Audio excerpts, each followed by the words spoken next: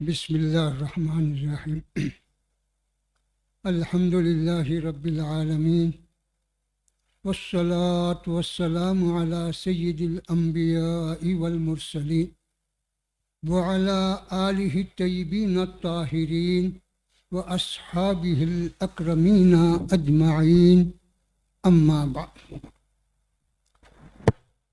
بزرگان ملت، برادران عزیز،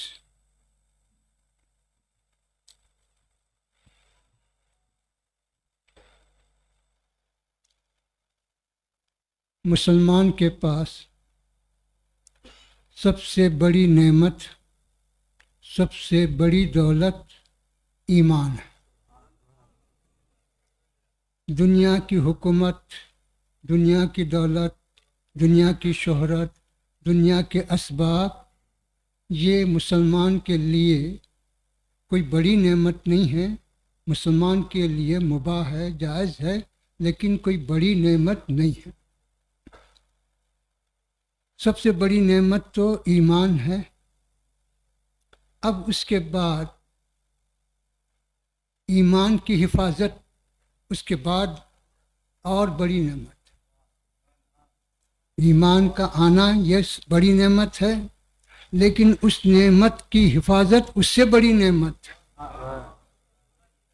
کیونکہ اگر نعمت ایمان آئے اور خدا نخواستہ وہ چلی جائے تو اس سے بڑھ کے اور کوئی بدبختی نہیں، اس سے بڑھ کے اور کوئی مصیبت نہیں۔ آپ جانتے ہیں کافر اپنے کفر پر باقی رہا، ایمان نہیں لایا، تو اسلام اس کو کوئی سزا نہیں دیتا۔ تیری مرضی، نہیں لایا نہیں لایا، لیکن جینے کا حق ہے، اس کو بھی پورے حقوق ہے۔ جو انسانیت کے حقوق ہیں اس کو بھی پورے حقوق ملتے ہیں۔ اس پہ کوئی ظلم نہیں کیا جائے گا، اس پہ کوئی زیادتی نہیں کی جائے گی، اس کے ساتھ کوئی ناروا سلوک نہیں کیا جائے گا۔ یہ اسلام کا قانون ہے۔ لیکن اگر کوئی شخص اسلام لائے، اسلام لانے کے بعد خدا نخواستہ وہ اسلام سے پھر جائے، جس کو آپ مرتد کہتے ہیں، اسلام سے پھر گیا، تو اس کے لیے سزا ہے۔ حالانکہ یہ بھی کافر ہے، یہ بھی کافر ہے، تو انہیں پہلے سے ایمان نہیں لایا، کافر ہے، انہیں ایمان لانے کے بعد کافر ہے، اس کے لیے کوئی سزا نہیں ہے اور اس کے لیے سزا۔ تو اس کی وجہ کیا ہے؟ تو یہ نعمت کی ناقدری کیا، ناشکری کیا اور بغاوت کیا، ناشکری کیا اور بغاوت کیا، اس لیے اس کو سزا دی جاتی ہے کہ اس کو قتل کیا جائے۔ تو یہ ہے، تو اس کا پتہ چلا کہ ایمان کا آنا جیسے بڑی نعمت ہے، اس کی حفاظت اور اس کی بقا اس سے بڑی نعمت ہے، کیونکہ آخرت کی کامیابی کا سارا دار و مدار اس نعمت کی برقراری پر ہے۔ جب تک کہ وہ نعمت باقی نہ رہے، آخرت کی بھلائی کا کوئی تصور نہیں کیا جا سکتا۔ تو اس لیے میرے بزرگوں اور دوستو، جہاں نعمت ایمان پر ہم کو شکر کرنا ہے، اس کی قدر کرنا ہے، اسی طرح اس سے بڑھ کر اس کی حفاظت کی بھی فکر کرنی ہے، اس کو محفوظ رکھنے کی بھی فکر کرنی۔ چنانچہ حضور پاک علیہ الصلاۃ والسلام نے ایک مرتبہ اپنے صحابہ سے ارشاد فرمایا، جو چیز دی گئی اس پر بگاڑ کرنے والے، اس میں فساد کرنے والے، اس کو خراب کرنے والوں سے کون لڑنے والا؟ حضرت ابوبکر صدیق کہے کہ حضور کیا میں؟ تو حضور پاک پھر کون؟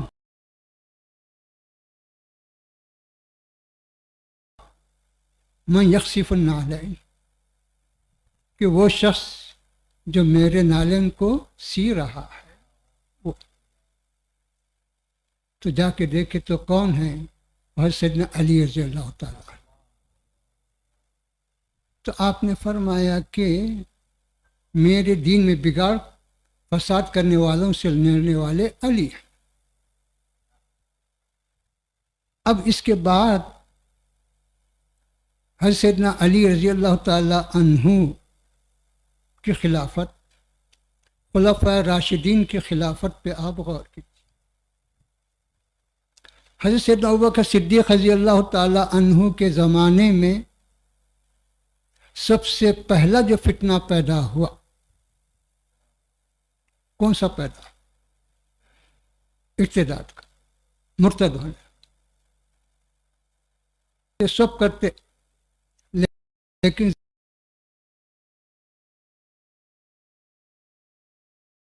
زکوٰۃ نہیں دیتے۔ ہم مسلمان رہتے، ایمان سے رہتے، نمازاں پڑھتے، روزے رکھتے، حج کا جو بھی ہے سب کرتے، مگر زکوٰۃ نہیں دیتے۔ صرف ایک چیز کا ہی انکار کر رہے، ماں باقی خدا کا انکار نہیں کرے، رسول کا انکار نہیں کرے۔ تو اس وقت حضرت سیدنا ابوبکر صدیق رضی اللہ تعالیٰ عنہ نے کیا کہا کہ میں ان سے جہاد کروں گا، میں ان سے جہاد کروں۔ حضرت عمر اور دیگر بھی جو ہے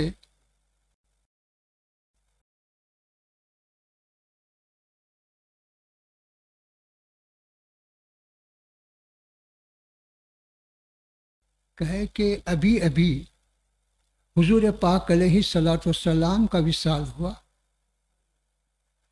اب یہ وبا، یہ فتنہ کہیں پھیل نہ جائے، مصلحت کا تقاضا یہ ہے کہ اس وقت ہم خاموش رہیں۔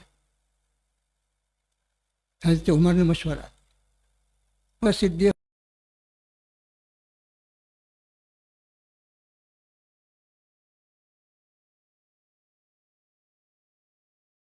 بکری کے بچے کو باندھنے کی رسی دیتا تھا زکوٰۃ میں، اگر وہ رسی نہیں دے تم بولا تو میں اسی جہاد کروں گا۔ سب تعجب ہیں کہ مصلحت، حکمت، یہ لوگ یہ سمجھ رہے ہیں، انہوں بڑھے کہ نہیں۔ پھر کیا ہوا تو بولے مانے انہیں زکوٰۃ، جو آدمی نماز میں اور زکوٰۃ میں فرق کر رہا ہے کیا وہ مومن ہے؟ نماز کو فرض مان رہا، زکوٰۃ کو فرض نہیں مان رہا، تو مطلب یہ ہوا کہ خدا کے ایک حکم کو مانتا، ایک حکم کو نہیں مانتا، حبیب پاک کے ایک حکم کو مانتا، ایک حکم کو نہیں مانتا، تو وہ مسلمان کیسے رہتا؟ اس کا ایمان کیسے رہتا؟ ایک کو نہیں ماننا، کل کو نہیں ماننا ہے، سب تو ننانو مان کے ایک بھی نہیں مانا تو یہ بھی کفر ہے، یہ بھی ارتداد ہے کہ نہیں ننانو تو ہے نا، ننانو اور ایک میں کیا فرق ہے؟ ماننا یا نہیں مانا؟ تو کل مان، نہیں مان تو کل مت مان۔ ادخلوا فی السلم کافہ، کہ ایمان میں جو ہے مکمل طور پہ داخل ہو جاؤ۔ یہ پھر اس کے بعد حضرت عمر کا زمانہ آیا، حضرت عثمان کا زمانہ، حضرت ابوبکر صدیق کے زمانے میں خالی ایک ارتداد کا فتنہ آیا، حضرت عمر کے زمانے میں یہ نہیں آئے، مرتد ہونے کے واقعات اکا دکا، لیکن کوئی بڑا فتنہ نہیں آیا۔ جنگیں ہوئیں، حضرت عثمان رضی اللہ عنہ کے زمانے میں بھی جنگیں ہوئیں، ہنگامے ہوئے، لیکن مسلمانوں میں جو گمراہ فرقے پیدا ہوئے وہ سیدنا علی کے زمانے میں پیدا، حضرت یہ خلفائے ثلاثہ کے زمانے میں دیگر ہنگامے ہوئے، دیگر مسائل پیدا ہوئے، لیکن دین میں فتنہ، دین میں بغاوت، دین سے انحراف اور دین میں غلط تعویلیں، یہ کس کے زمانے میں پیدا ہوئے؟ یہ فرقے حضرت سیدنا علی رضی اللہ تعالیٰ۔ اس لیے حضور پاک علیہ الصلوۃ والسلام نے فرمایا کہ ان سے علی جہاد کرے، ان سے علی مقابلہ کرے.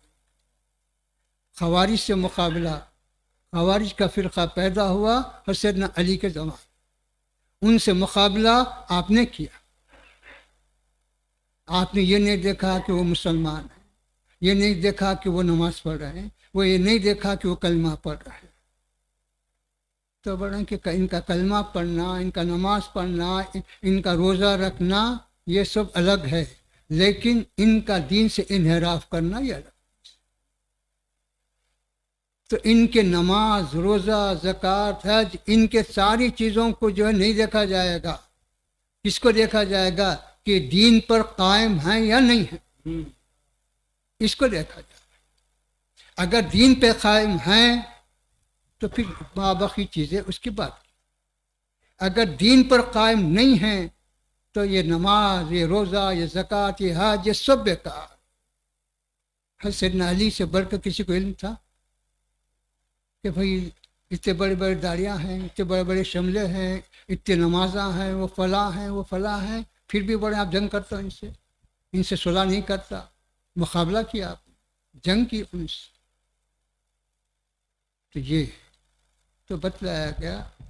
حضور پاک علیہ الصلوۃ والسلام نے پہلے ہی سے پیشن گوئی فرما دی تھی کہ ایسے فرقے پیدا ہوں گے جو تمہارے دین کو بگاڑنے کی کوشش کریں، تمہارے دین میں فساد ڈالیں گے، تمہارے عقائد کو بگاڑنے کی کوشش کریں.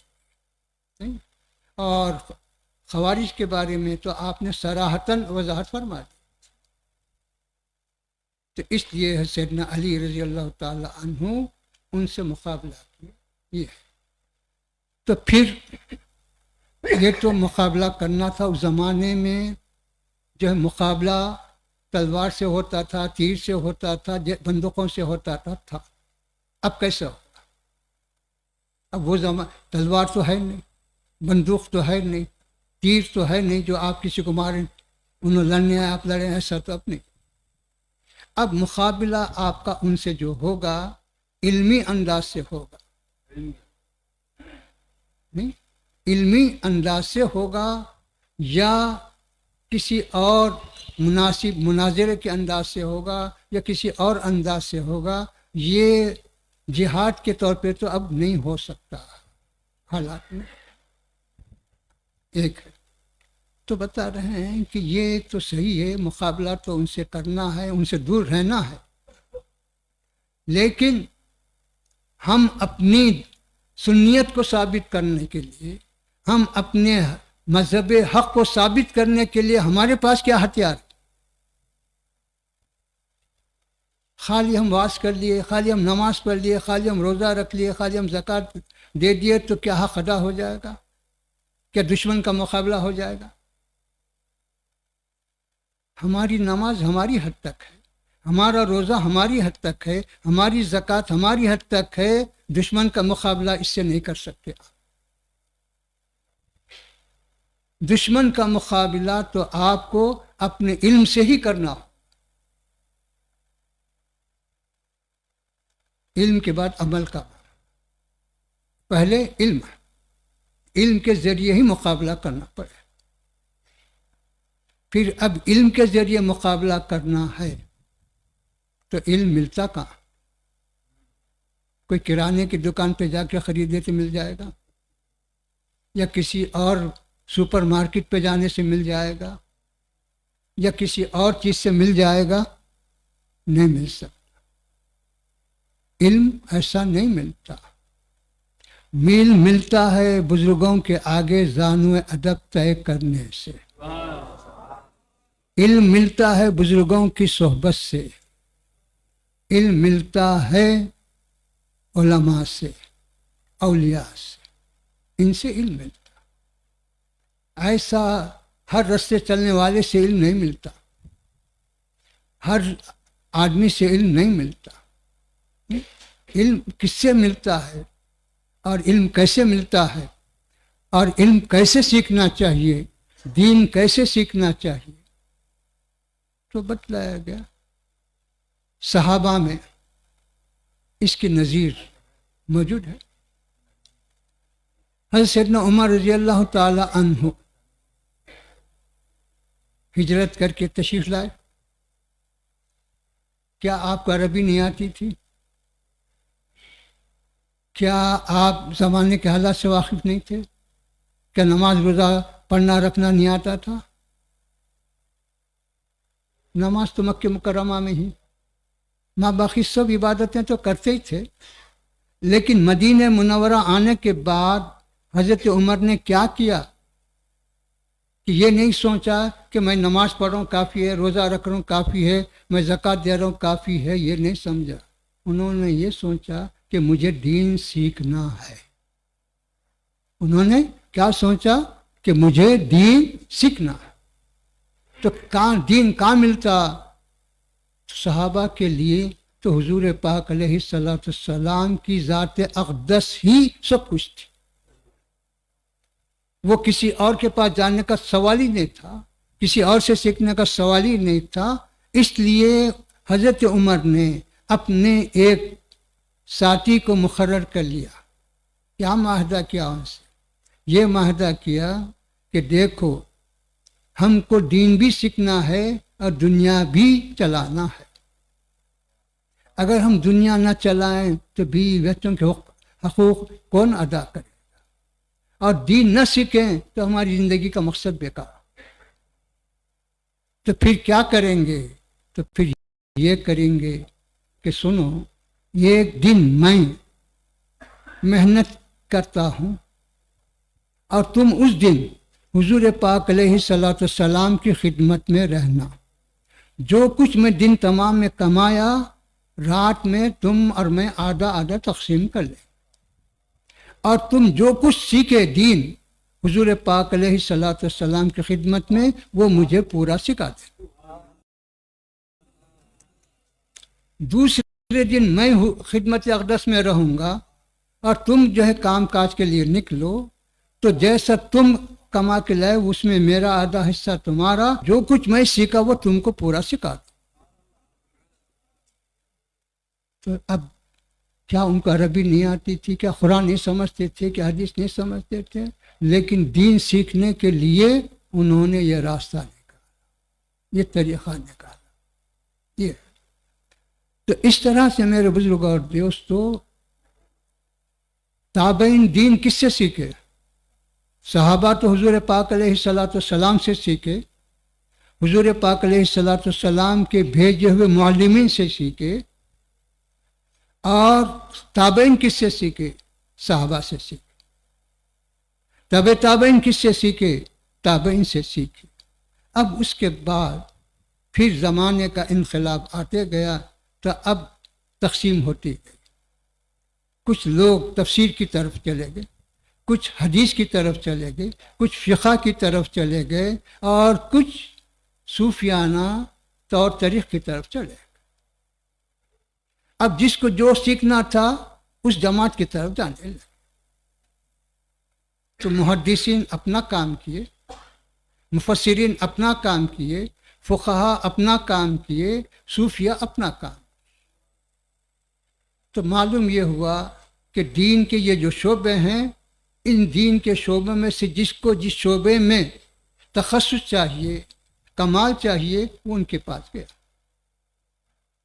اب اس سلسلے میں حضرت سیدنا بندہ نواز رضی اللہ تعالی عنہ کا ارشاد ہے، آپ اپنا تعارف 4 الفاظ سے کرتے ہیں: انا سید، سنی، صوفی، فقیہ۔ کیا بول رہے ہیں حضرت؟ کہ میں سید ہوں، سنی ہوں، صوفی ہوں اور فقیہ۔ پوری کتاب نہیں لکھ کے نہیں بتا رہے ہیں، وہ پی ایچ ڈی کرنے والے لکھے ہوں گے، لیکن حضرت اپنا تعارف 4 ہی الفاظ سے کر رہے ہیں کہ میں سید ہوں اور سنی ہوں، صوفی ہوں اور فقیہ، بس اتنے۔ پہلے زمانے میں جو ہے عربوں میں بھی رواج تھا، اب بھی رواج ہے کہ آدمی پہلے اپنا تعارف پہلے پیش کرتا، تاکہ سننے والے کو معلوم ہو کہ کون ہے، کیا کیفیت کے حامل ہیں، کیا خصوصیات کیا ہم، تو پھر اس کی بات کا اثر سامنے والے پر ہوتا ہے. تو اس لیے پہلے 4 چیزیں لکھتے تھے کہ حسنی او حسینی نسبن، ایسا لکھتے تھے. سنی مسلکن، صوفی مشربن، حنفی یا شافعی یہ مذہبت. یہ اصطلاحات تھے کہ میں اس اعتبار سے یہ ہوں، اس اعتبار سے یہ ہوں، اس اعتبار سے یہ ہوں، اس اعتبار سے یہ. اب حضرت بندہ نواز رضی اللہ تعالی عنہ اپنا تعارف ان 4 کلمات سے جو فرما رہے ہیں. آپ کے خلفاء تو بہت پھیل گئے، آپ کے اولاد امجاد بھی پھیل گئی، لیکن آپ کا کمال یہ ہے کہ آپ نے اپنے خلفاء، اپنے مریدین کی جیسے تربیت فرمائی ویسے ہی اپنا ایک قلبی ذخیرہ بھی چھوڑا، کیونکہ آدمی کے سننے میں، سمجھنے میں، یاد رکھنے میں کچھ بھول چوک ہو سکتی، کچھ خطا بھی ہو سکتی، اور کچھ حافظہ ساتھ دے سکتا، کچھ حافظہ ساتھ نہیں دے سکتا. ایسا بھی ممکن ہے. جیسا جیسا زمانہ گزرتا جاتا ہے ویسا زمانے کے لحاظ سے باتوں میں کچھ تبدیلی بھی آتی جاتی. اس لیے محدثین کرام حدیث کو لینے میں، حدیث کے بیان کرنے میں بہت سخت شرائط اختیار کریں تاکہ حضور پاک علیہ الصلوۃ والسلام کا کلام ہر قسم کے عیب سے محفوظ رہے، کسی قسم کا کوئی شک اس میں نہ آنے پائے. اس لیے بڑی حفاظت ہو رہا ہے. اسی طرح بزرگوں نے اپنے قلم سے اپنے عقائد کو، اپنے اعمال کو، اپنی چیزوں کو قلم بند کیا تاکہ کل آنے والا یہ نہ کہے کہ میری طرف کوئی غلط نسبت کر کے یہ نہ کہے کہ ان کا بھی یہی مسلک تھا، ان کا بھی یہی مذہب تھا، انہوں بھی اسی کے قائل تھے، یہ نہ کہے. اس لیے کتابوں میں آپ نے پوری وضاحت کر، پوری صراحت کر دی کہ میں کون ہوں، میرے عقائد کیا، میرے اعمال کیا. تو اس طرح سے میرے بزرگوں اور دوستوں، آپ اپنے مذہب حق سنیت کی حفاظت چاہتے ہیں تو حدیث کی کتابوں کا ضرور مطالعہ کریں، کیونکہ حضرت سجادہ نشین صاحب مرحوم علیہ رحمہ اور موجودہ سجادہ نشین صاحب حضرت کی جو کتابیں عربی میں اور فارسی میں تھیں اس کے اردو ترجمے کر کے شائع کر رہا ہے. اس کو پڑھنے سمجھنے میں اب کوئی دشواری نہیں، آسانی سے پڑھ سکتے، آسانی سے سمجھ سکتے، کہ تاکہ کوئی کل یہ نہ کہے کہ حضرت کا مسلک کیا تھا، حضرت کا مذہب کیا تھا، حضرت کا طریقہ کیا تھا. یہ تو ان لوگوں دوستوں، آپ اپنی سنیت کی حفاظت کوئی بھی تفسیر اٹھا کے کریں گے تو نہیں ہو سکتا. تفسیر لکھنے والوں میں سنی بھی ہے، غیر سنی بھی. حدیث کی شرح لکھنے والوں میں سنی بھی ہے، غیر سنی بھی. بحث کرنے والوں میں سنی بھی ہے، غیر سنی بھی. تو پھر آپ کدھر پریشان ہو کے کہاں جائیں؟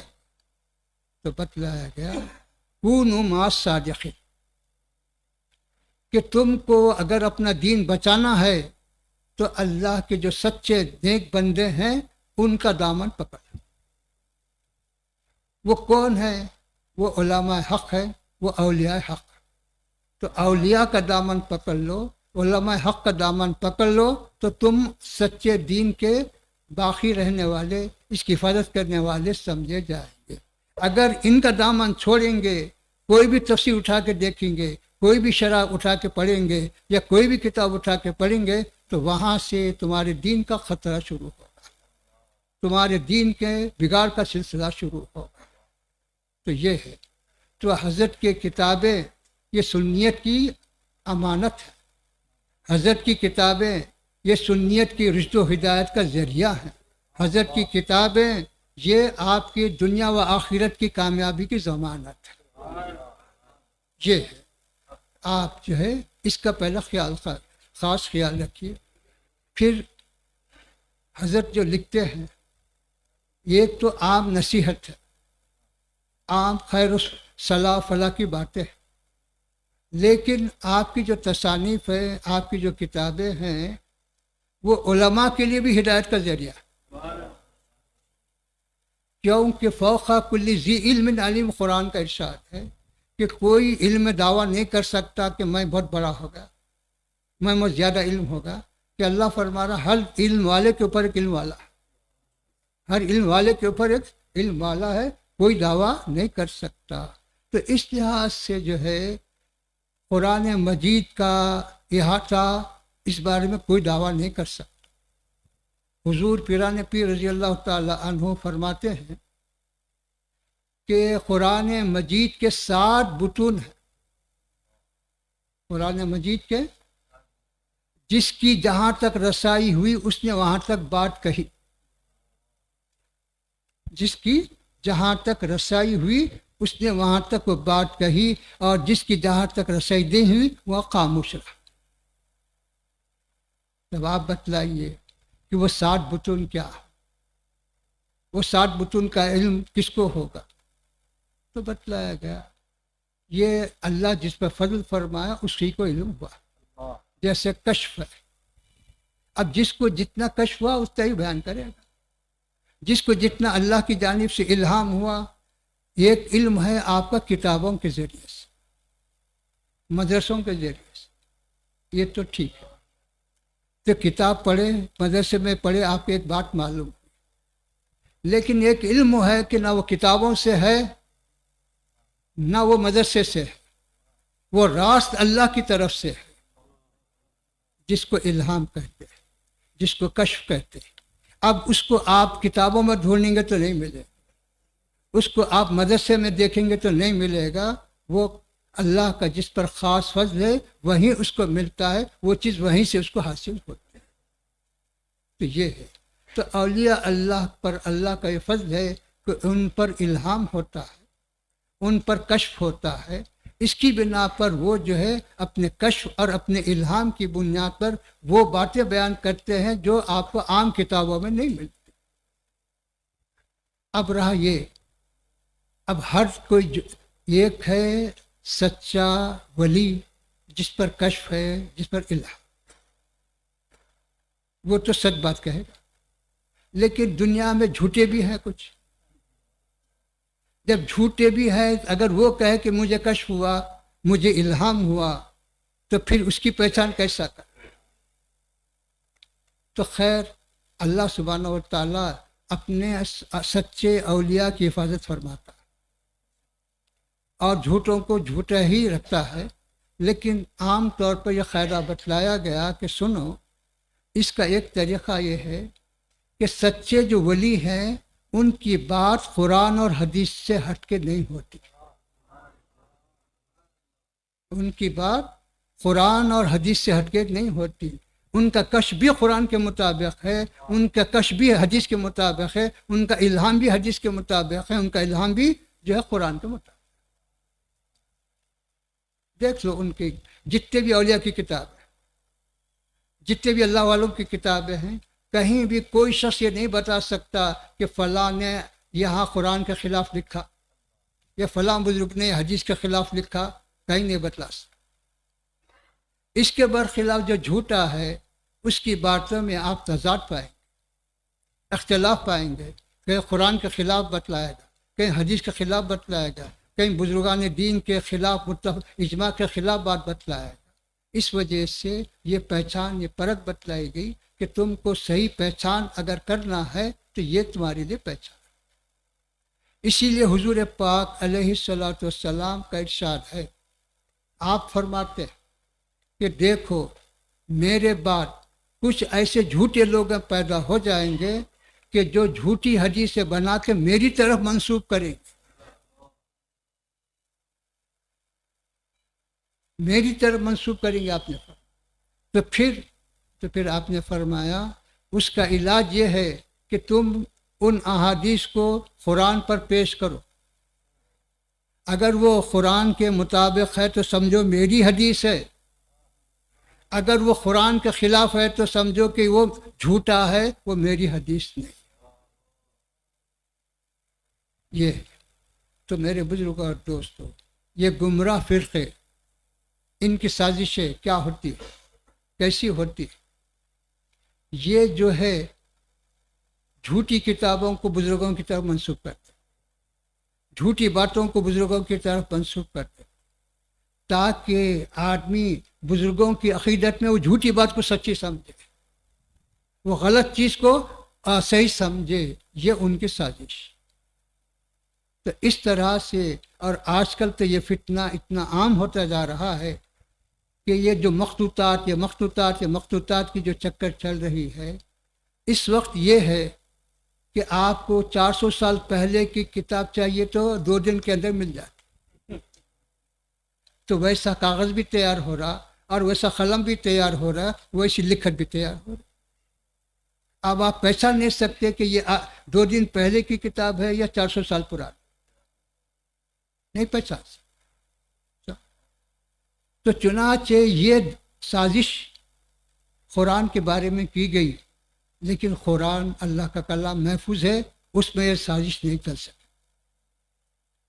اب یہ سازش احادیث میں کی گئی، لیکن اللہ سبحانہ و تعالیٰ نے اپنے حبیب پاک علیہ الصلوۃ والسلام کے کلام کو بھی محفوظ رکھا. وہاں پر بھی پکڑے گئے کہ فلاں نسخے میں، اصلی نسخے میں یہ نہیں ہے، بعد میں یہ اضافہ، یہ فلاں میں نہیں ہے، یہ انہوں نے بدل دیا. یہ اب اس کے بعد اولیاء کی کتابوں میں شروع، علماء کی کتابوں میں شروع، کہ فلاں بزرگ نے یہ کتاب لکھی، فلاں امام نے یہ کتاب لکھی، فلاں نے یہ کتاب لکھی. تو اب عقیدت میں، محبت میں جو ہے آدمی یہ سمجھ جاتا ہے کہ ہاں صحیح بات ہوگی، حضرت کی کتاب ہوگی، لہٰذا اس کو ماننا چاہیے. یہ تو اس لیے بتلایا گیا کہ دیکھو حضرت بندہ نواز رضی اللہ تعالی عنہ کی کتابیں پوری سنیت کا معیار، اور اللہ نے آپ کی کتابوں کو آج تک محفوظ رکھا. ورنہ بہت سارے بزرگوں کی کتابوں کو دشمنوں نے بدل بھی دیا، اور اس کے اندر کچھ نقائص پیدا کر دیے، اس کے اندر کچھ تبدیلیاں پیدا کر دیں، لیکن اللہ کا یہ فضل ہوا کہ حضرت کی کتابیں محفوظ رہیں. اس میں کوئی رد و بدل نہیں کر سکے، اس کے اندر کوئی بگاڑ فساد نہیں لا سکے. اب رہا سید محمد حسین، اسلام کے کئی لوگ ہو سکتے، تو یہ نام کا یہ مطلب نہیں ہے کہ وہ حضرتی ہے، حضرتی ہیں یہ مطلب نہیں ہو سکتا. تو اس وجہ سے محدثین کیا کرتے تھے، جہاں پر ناموں میں تشابہ ہوتا تھا، ایک ہی نام کے کئی صحابہ ہوتے تھے یا کئی راوی ہوتے تھے، تو اس کو کیا کرتے تھے، اس کے قبیلے کی طرف منسوب کرتے، اس کو کسی اور صفت کی طرف منسوب کرتے، تاکہ اشتباہ نہ ہو کہ یہ اب ان علی کا مطلب جو ہے سیدنا علی مراد ہونا ضروری نہیں ہر جگہ، اور بھی ہے، اور بھی راوی. تو اس طرح سے جو ہے یہ ہے. تو اب چنانچہ بتلایا گیا یزید بن معاویہ. اب کوئی بھی نام سنتے ہی برہم ہوتا، آنکھ تیز کر دیتا، اور اپنے آپ کو جو ہے یہ کرتا. تو یہ تو صحیح ہے کہ اس پلید کی وجہ سے دین میں بگاڑ آیا، فساد آیا، اور صحابہ کی جماعت میں بھی انتشار پیدا ہوا. لیکن جو ہے اسلام کے ایک تابعی بزرگ بھی ہے، یزید میں تابعی بزرگ بھی ہے. اب اس لیے وہاں پر لکھ دیتے کہ یہ وہ یزید نہیں ہے. تو بولیں گے کہ حدیث میں اس کی روایت کیسا ہے، اس کا ذکر کیسا آیا؟ تو آپ وضاحت کر دیتے تھے کہ یہ یزید بن وہ نہیں ہے، اموی نہیں ہے، یہ تابعی ہے، یہ فلاں قبیلے کے. تو اس طرح سے حفاظت کی ہماری محدثین نے، تاکہ اشتباہ نہ ہو اور غلط چیز کسی کی طرف منسوب نہ ہو. تو یہ ہے. تو اس طرح سے میرے بزرگوں اور دوستوں اللہ سبحانہ و تعالیٰ اپنے اولیاء کے ذریعے سے دین کی اشاعت بھی فرمایا اور دین کی حفاظت بھی فرمایا. یہ لوگ اشاعت کا بھی کام کیے، حفاظت کا بھی کام. ایسا نہیں ہے کہ خالی اشاعت کر دیے حفاظت نہیں، ویسا نہیں ہے. اشاعت بھی کیا اور حفاظت.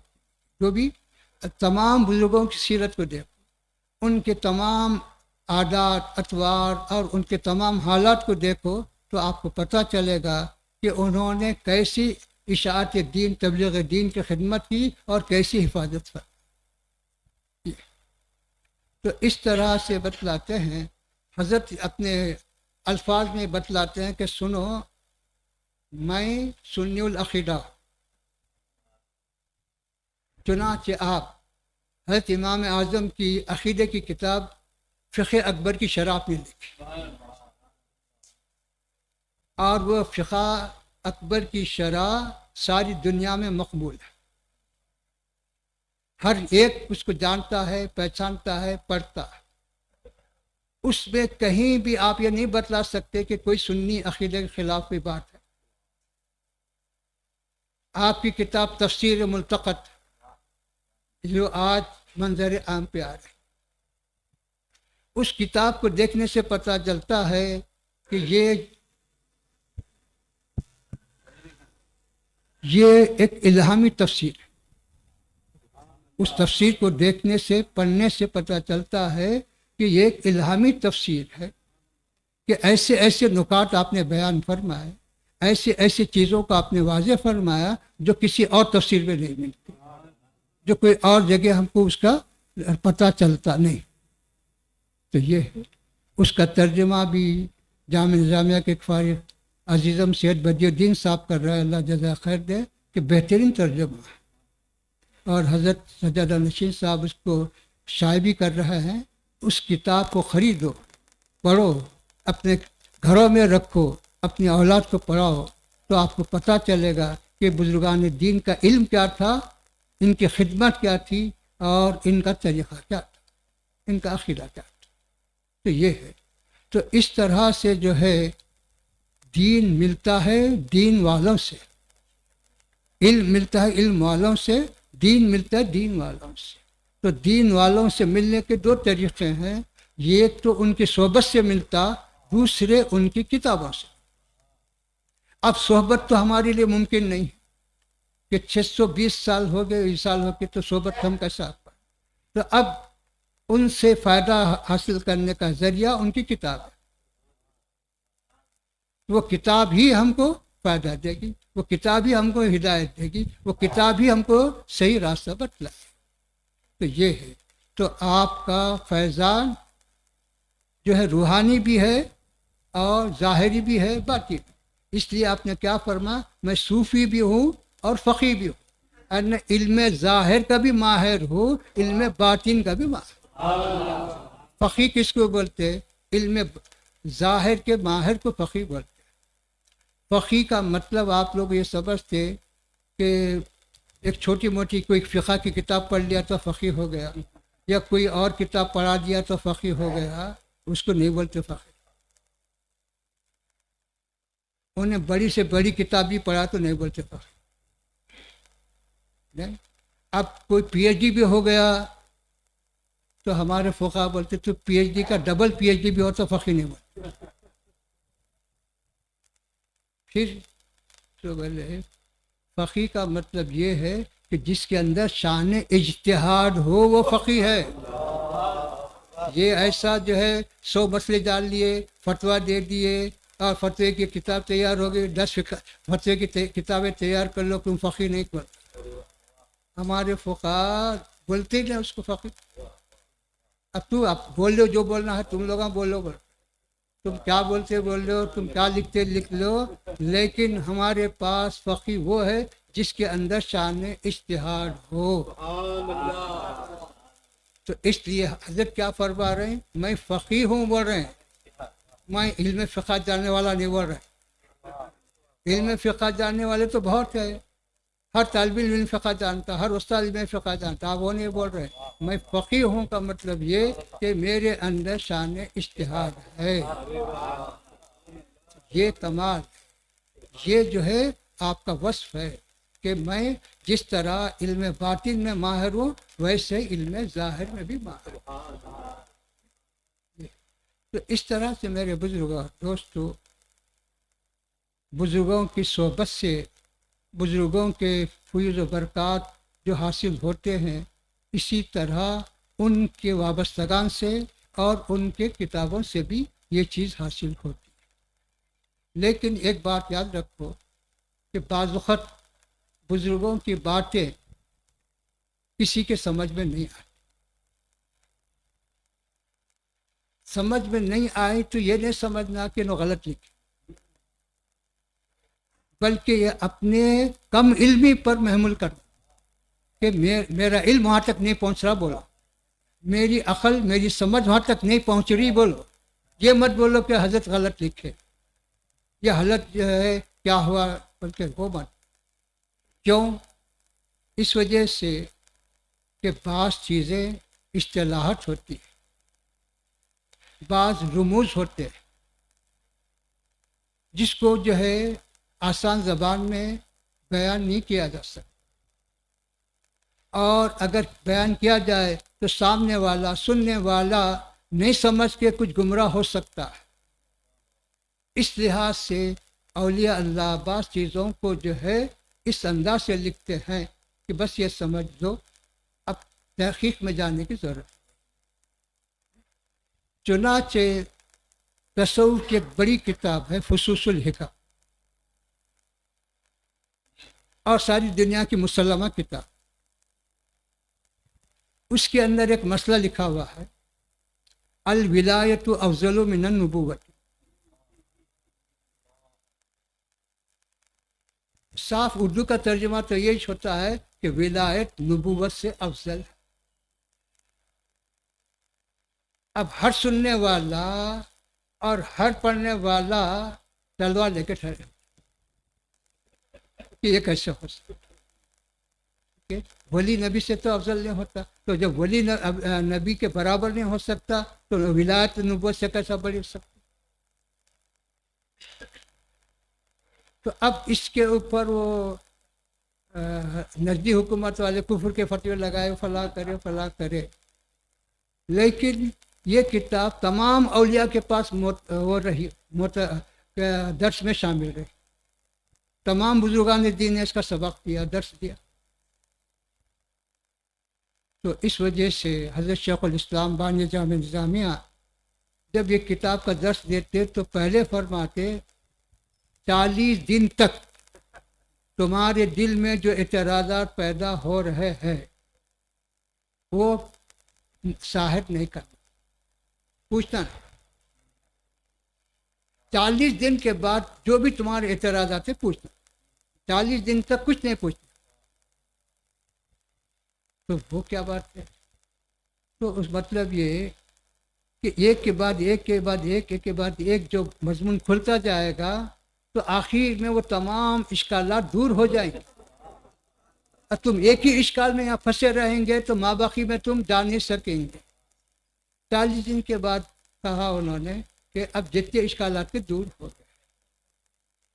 اسی طرح الولایت افضل من النبوت کا مطلب ان کی جو اصطلاح ہے، ان کی اصطلاح کیا ہے؟ ان کی اصطلاح یہ ہے کہ نبی کی دو شان، ایک شان یہ ہے کہ نبی کا تعلق اللہ کے ساتھ، تعلق مع اللہ، اور ایک تعلق مخلوق کے ساتھ ہے نبی کا، ایک تعلق خالق کے ساتھ اور ایک تعلق مخلوق کے ساتھ۔ تو انہوں یہ اصطلاح بنائے کہ نبی کا جو تعلق اللہ کے ساتھ ہے اس کا نام ولایت، یہ ولایت نہیں، یہ ولایت نہیں۔ انہوں بولے کہ نبی کا تعلق اللہ کے ساتھ جو ہے اس کا نام ولایت، ولایت کے معنی قریب ہونا۔ تو اللہ کے قربت، اللہ سے جو قربت کا معاملہ ہے وہ ولایت نبی، یہ دوسروں کی نبوت ولایت نہیں۔ اور مخلوق سے جو تعلق ہے نبوت کا ہے کہ بھئی ان کو نماز سکھانا، روزہ سکھانا، ان کو یہ احکام بتانا، ان کو یہ ہے۔ تو اب اللہ سے جو تعلق ہے وہ افضل ہے یا مخلوق سے جو تعلق ہے وہ افضل ہے؟ بتاؤ۔ تو اللہ سے جو تعلق ہے وہ افضل ہوگا مخلوق کے تعلق سے۔ تو وہ مطلب ہے ان کا۔ اب یہ مطلب سمجھے بغیر، یہ مطلب جانے بغیر اگر خالی پڑھ لے گا تو پھر وہ گمراہ ہوگا، وہ جو ہے بالکل بے بہرا ہو جائے گا، خود بھی ہو جائے پریشان، دوسروں کو بھی پریشان۔ تو اس وجہ سے بتلایا گیا کہ دیکھو پہلے تو عقیدت ہونا پڑھنے کے واسطے، اور علم بھی ہونا۔ اگر صبح ہے پھر بھی سمجھ میں نہیں آ رہا ہے تو وہاں زبان کھولنے کے بجائے خاموش رہنا، اگر کوئی جاننے والا ہے تو اس سے پوچھنا، نہیں ہے تو خاموش رہنا، یہ بہتری ہے، یہ سلامتی ہے۔ تو بزرگوں کی کتابیں جو ہے یہ ہدایت کا ذریعہ ضرور ہیں، لیکن جہاں بات سمجھ میں نہ آئے، قرآن ہے، قرآن کی بات اگر سمجھ میں نہ آئے تو کیا کرتے؟ اپنی طرف سے کچھ بھی الزام لگاتے یا اعتراض کرتے یا نہیں، خاموش رہتے۔ تو یہ ہے۔ تو اس طرح سے میرے بزرگوں اور دوستوں، اللہ کا کلام جس طرح سے جو ہے ہر ایک کے سمجھ کے معیار سے ہے، جو جیسا سمجھا ویسے بیان کرے، اسی طرح بزرگوں کا کلام بھی ہر ایک کے سمجھ کے اعتبار سے، کہ جو جیسا اس کو سمجھے گا ویسا ہی اس کا اظہار کرے گا۔ جو نہیں سمجھ سکا ہے وہ یا تو ساکت رہے گا یا تو پھر اعتراض کرے گا۔ خاموش رہنے والا کامیاب ہے، اعتراض کرنے والا وہ ناکام، وہ گمراہ ہے۔ یہ ہے۔ تو اس طرح سے اپنے دین کی حفاظت، اپنے عقیدے کی حفاظت، اپنے عمل کی حفاظت کس میں ہے اس پہ غور کرے، وہ کسی اور جگہ نہیں، وہ اللہ والوں کے پاس ہی اس کی حفاظت ہو سکتی ہے۔ انہی کی صحبت اور انہی کا راستہ اختیار کرو، اسی میں خیر ہے۔